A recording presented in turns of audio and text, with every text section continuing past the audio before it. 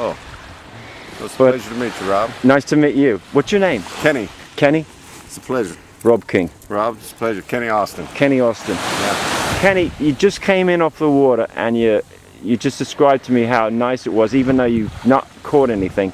What is your impression of the Gulf oil leak and the effect it may have on this very beach we're now standing on?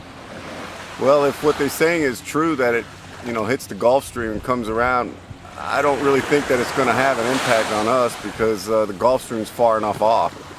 So it's too far out. Yeah, it's too far out. I mean, I've been on this beach where there's been tar balls, but that was like back in '99 and stuff like that. And I would think it would be so dispersed that it would just be a nuisance rather than an ecological problem. Right, an annoyance, not close down the beaches or something like that. Right, because it's far enough off, and unless at the same time a storm came in and blew it in, because we get stuff that's here from the Bahamas all the time that washes up, and coconuts, stuff from other islands way out to sea. Right, so it's entirely possible that it can be blown in if it makes itself around out here. But you don't think that the Gulf oil is going to come up here and blacken this, like the experts are predicting today?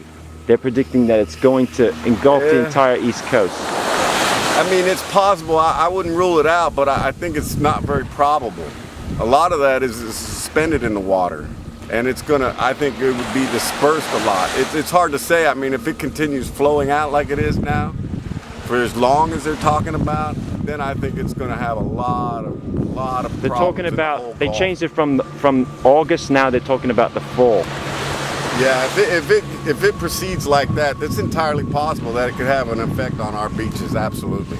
I mean, because we're talking about a lot of oil, way much more than the Valdez.